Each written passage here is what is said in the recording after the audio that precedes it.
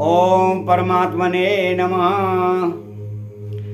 नैव तस्य कृतेनार्थो न कृते नेह कंचन न चास्य सर्वभूतेषु कंचिदर्थ व्यपाश्रयः।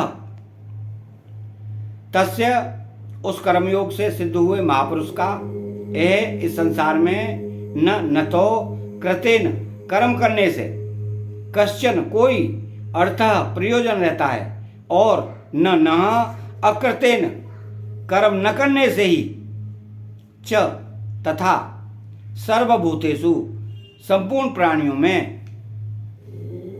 किसी भी प्राणी के साथ अस्य इसका कश्चित किंचित मात्र भी अर्थ व्यापस्य यह स्वार्थ का संबंध नहीं रहता।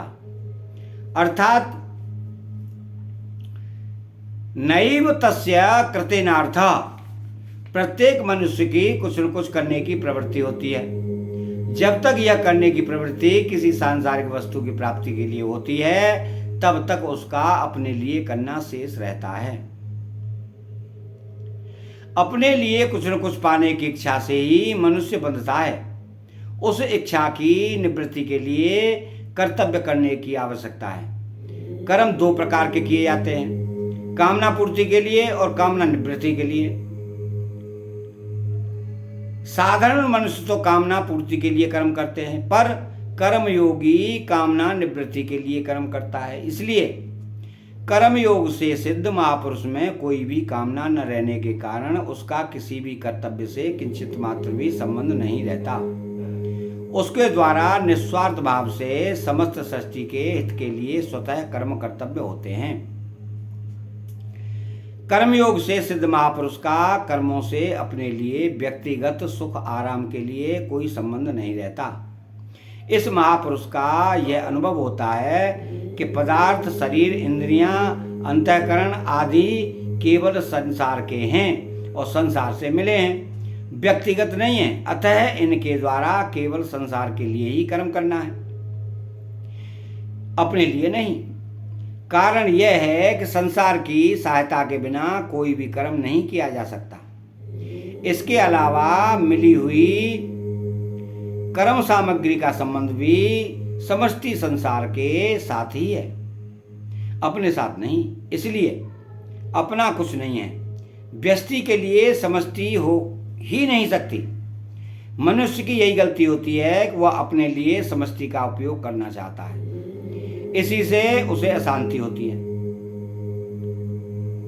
अतः वह शरीर, इंद्रियां, मन, बुद्धि, पदार्थ आदि का समष्टि के लिए उपयोग करे तो उसे महान शांति प्राप्त हो सकती है।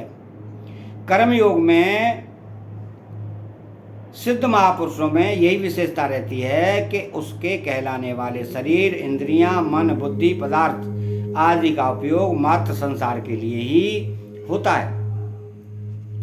अतः उसका शरीर आदि की क्रियाओं से अपना कोई प्रयोजन नहीं रहता।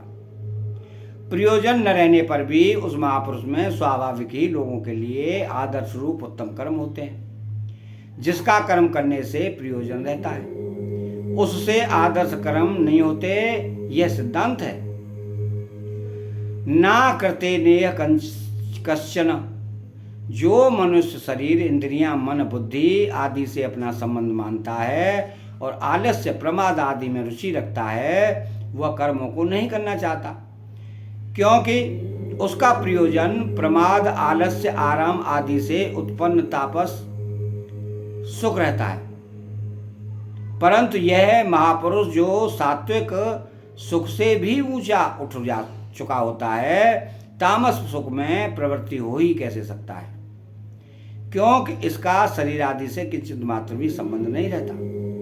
फिर आलस्य, आराम आदि में रुचि रहने का तो प्रश्न ही नहीं उठता। इसमें मार्ग बात यह है कि प्रायः साधक कर्मों के न करने की को ही महत्व देते हैं। वे कर्मों से उपरत होकर समाधि में स्थित होना चाहते हैं, जिससे कोई भी चिंतन बाकी न रहे। यह बात श्रेष्ठ और लाभप्रद तो है, पर सिद्धांत नहीं है।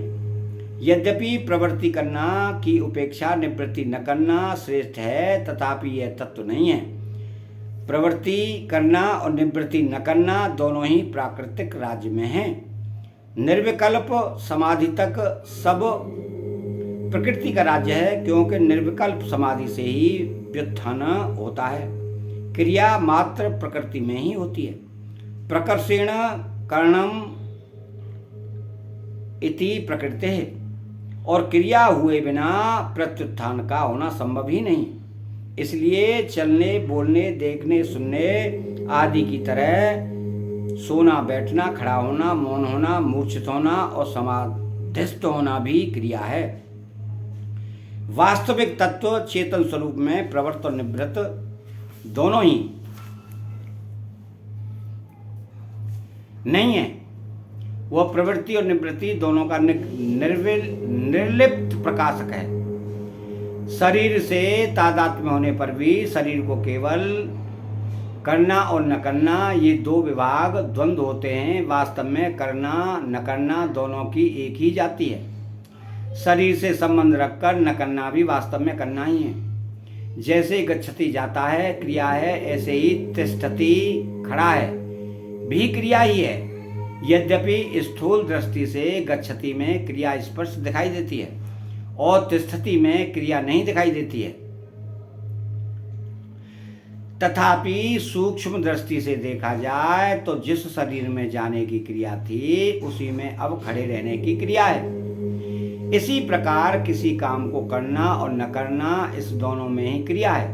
अतः जिस प्रकार क्रियाओं का स्थूल रूप से स्थायी दिखाई देना प्रवृत्ति प्रकृति में ही है, उसी प्रकार स्थूल दृष्टि से क्रियाओं का दिखाई न देना निवृत्ति भी प्रकृति में ही है। जिसका प्रकृति एवं उसके कार्य से भौतिक तथा आध्यात्मिक और लौकिक तथा पारलौकिक कोई प्रयोजन नहीं रहता, उस महापुरुष का करने एवं न करने से कोई स्वार्थ नहीं है।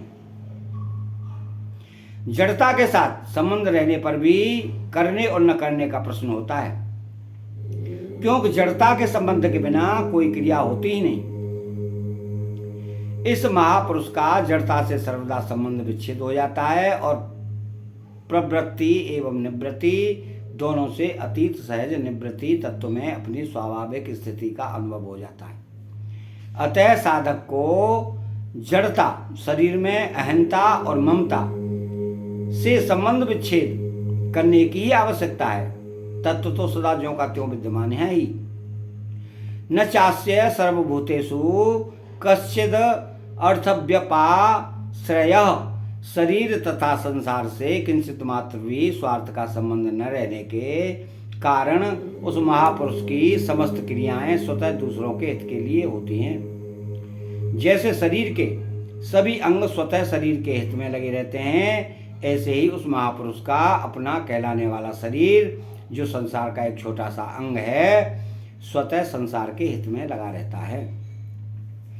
उसका भाव, उसकी संपूर्ण चेष्टाएं संसार के हित के लिए ही होती हैं। जैसे अपने हाथों से अपना ही मुंह धोने पर अपने में स्वार्थ, प्रत्युपकार अथवा अभिमान का भाव नहीं आता, ऐसे ही अपने कहलाने वाले शरीर के द्वारा शरीर का हित होने पर उस महापुरुष में किंचित भी स्वार्थ, प्रत्युपकार अथवा अभिमान का भाव नहीं होता। पूर्व श्लोक में भगवान ने सिद्ध महापुरुष के लिए कहा है कि उसके लिए कोई कर्तव्य नहीं है। तस्य कार्य न विद्यते, उसका हेतु बताते हुए भगवान ने इस श्लोक में उस महापुरुष के लिए 3 बातें कही हैं। नंबर 1, कर्म करने से उसका कोई प्रयोजन नहीं रहता। नंबर 2, कर्म न करने से भी उसका कोई प्रयोजन नहीं रहता। और नंबर 3, किसी भी प्राणी और पदार्थों से उसका किंचित मात्र भी स्वार्थ का संबंध नहीं रहता। वस्तुतः स्वरूप में करने अथवा न करने का कोई प्रयोजन नहीं है और किसी व्यक्ति या वस्तु के साथ कोई संबंध भी नहीं है। कारण शुद्ध स्वरूप के द्वारा कोई क्रिया होती ही नहीं। जो भी क्रिया होती है वह प्रकृति और प्रकृति जन्य पदार्थों के संबंध से ही होती है। इसलिए अपने लिए कुछ करने का विधान ही नहीं है।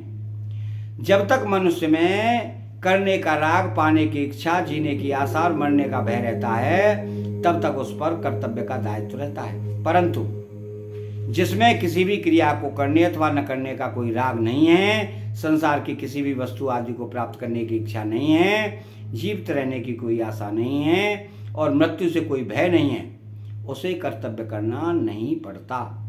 प्रत्युत उससे स्वतः कर्तव्य कर्म होते ही रहते हैं। जहाँ अकर्तव्य होने की संभावना हो वहीं कर्तव्य पालन की प्रेरणा रहती है।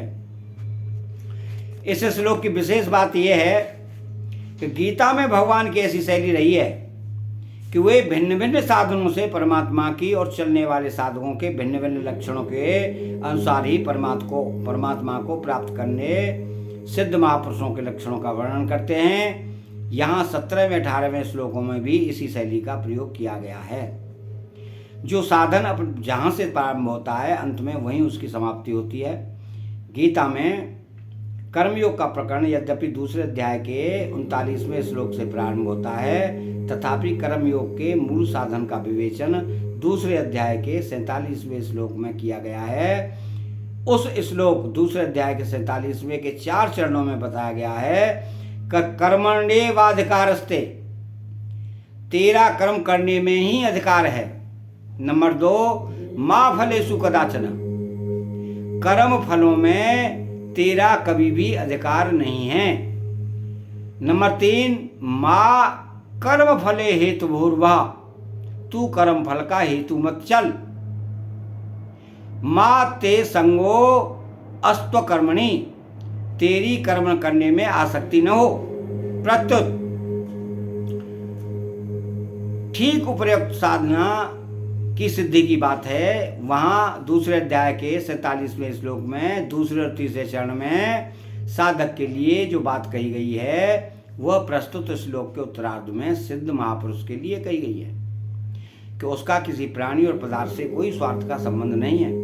वहाँ पहले और चौथे चरण में साधक के लिए जो बात कही गई है वह प्रस्तुत श्लोक के पूर्वार्ध में सिद्ध महापुरुष के लिए कही गई है कि उसका कर्म करने अथवा न करने दोनों से ही कोई प्रयोजन नहीं रहता। इस प्रकार कर्म योग से सिद्ध हुए महापुरुष के लक्षणों का ही वर्णन किया गया है। कर्मयोग के साधन की दृष्टि से वास्तव में 18वां श्लोक पहले तथा 17वां श्लोक बाद में आना चाहिए। कारण कि जब कर्मयोग से सिद्ध हुए महापुरुष का कर्म करने अथवा न करने से कोई प्रयोजन नहीं रहता तथा उसका किसी भी प्राणी पदार्थ के किंचित मात्र भी स्वार्थ का संबंध नहीं रहता, तब उसकी रति तृप्ति और संतुष्टि अपने आप में ही हो जाती है। परंतु 16वें श्लोक में भगवान ने मोघम पार्थ सजीवति पदों से कर्तव्य पालन न करने वाले मनुष्य के जीने को निरर्थक बतलाया था। अतः 17वें श्लोक में यह तो पद देकर यह बतलाते हैं कि यदि सिद्ध महापुरुष कर्तव्य कर्म नहीं करता तो उसका जीना निरर्थक नहीं है, प्रत्युत महान सार्थक है। कारण कि उसने मनुष्य जन्म के उद्देश्य को पूरा कर लिया है, अतः उसके लिए अब कुछ भी करना शेष नहीं रहा। जिस स्थिति में कोई भी कर्तव्य शेष नहीं रहता उस स्थिति को साधारण से साधारण मनुष्य भी प्रत्येक अवस्था में तत्परता एवं लगन पूर्वक निष्काम भाव से कर्तव्य कर्म करने पर प्राप्त कर सकता है, क्योंकि उसकी प्राप्ति में सभी स्वतंत्र और अधिकारी हैं। कर्तव्य का संबंध प्रत्येक परिस्थिति से जुड़ा हुआ है, इसलिए प्रत्येक परिस्थिति में कर्तव्य निहित रहता है। केवल सुख लोलुपता से ही मनुष्य कर्तव्य को भूलता है। यदि वह निस्वार्थ भाव से दूसरों की सेवा करके अपनी सुख लोलुपता मिटा डाले तो जीवन के सभी दुखों से छुटकारा पाकर परम शांति को प्राप्त हो सकता है। इस परम शांति की प्राप्ति में सबका समान अधिकार है। संसार के सर्वोपरि प्राप्ति में सबका समान अधिकार है। संसार के सर्वोपरि पदार्थ पद आदि सबको समान रूप से मिलने संभव नहीं है, किंतु परम शांति सबको समान रूप से ही मिलती है। इसके परिशिष्टि भाव में संसार में करना और न करना दोनों सापेक्ष है। इसलिए मेरे को कुछ नहीं करना है यह भी करना ही है, परंतु परमात्म तत्व में न करना निरपेक्ष है, स्वाभाविक है। कारण कि चिन्मय सत्ता का न तो क्रिया करने के साथ संबंध है और न क्रिया न करने के साथ संबंध है। इसलिए परमात्म तत्व को प्राप्त कर किए हुए कर्मयोगी महापुरुष का न तो किसी वस्तु से कोई संबंध रहता है, न व्यक्ति से कोई संबंध रहता है, और न क्रिया से ही कोई संबंध रहता है। उसकी दृष्टि में एक चिन्मय सत्ता के सिवाय कुछ नहीं रहता। अतः यहाँ 18वां श्लोक समाप्त होता है। चैनल को सब्सक्राइब करें, बेल आइकन घंटी को दबाएं और राधे कृष्णा लिखें। जय श्री राधे।